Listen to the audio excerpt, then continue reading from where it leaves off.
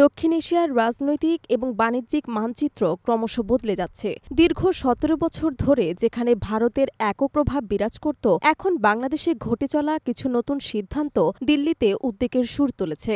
বিশেষ করে সম্প্রতি বাংলাদেশ ঘোষণা করেছে তারা বিদেশ থেকে ৫ লাখ টন চাল আমদানি করবে, সম্পূর্ণ শুল্কমুক্তভাবে। দুদিনের মধ্যে ভারতের অভ্যন্তরীণ বাজারে এই সিদ্ধান্তের প্রভাব পড়েছে।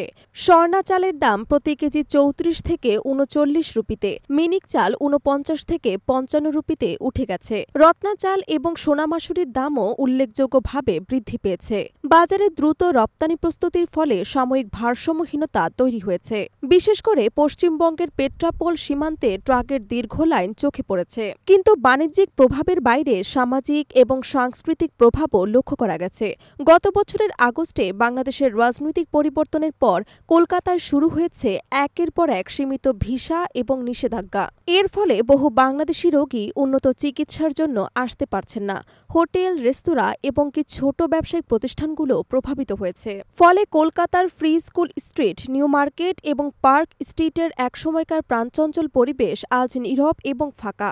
যেখানে প্রতিদিন ২ থেকে ৩ কোটি টাকার ব্যবসা হতো, এখন তা ২০% নিচে নেমে গেছে। ছোট এবং মাঝারি রেস্তোরাঁর প্রায় ৪০% বন্ধ।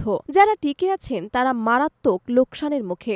এক রেস্তোরাঁ মালিকের ভাই উল্লেখ করেছেন, ব্যবসার ভবিষ্যৎ নিয়ে ভাবতে ভাবতে তার ভাই নিজের রাতের ঘুম হারিয়ে ফেলেছেন এবং এখন নিজের চিকিৎসার প্রয়োজন। এছাড়া পর্যটকরা শুধু অর্থনৈতিক প্রভাব ফেলতেন না, তারা কলকাতায় সাংস্কৃতিক এবং সামাজিক মিলনস্থলও গড়ে তুলতেন। হোটেল, রেস্তোরাঁ, হোমস্টে এবং রাস্তার ছোট দোকানগুলো বাংলাদেশের ওপর নির্ভরশীল ছিল। এখন সেই স্থানগুলো ফাঁকা এবং ম্লান। বিশেষজ্ঞরা মনে করছেন, বাংলাদেশের বাণিজ্যিক সিদ্ধান্ত এবং রাজনৈতিক অবস্থানের পরিবর্তন কেবল ভারতীয় বাজারে প্রভাব ফেলেনি, দুই দেশের মধ্যকার অর্থনীতি, চিকিৎসা এবং সাংস্কৃতিক বিনিময়েও তার বড় প্রভাব ফেলেছে।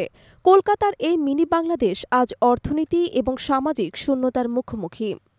যদিও ব্যবসায়ীরা আশা করছেন যে ভবিষ্যতে আবার বাংলাদেশি পর্যটক এবং ব্যবসায়ীরা ফিরে আসবেন।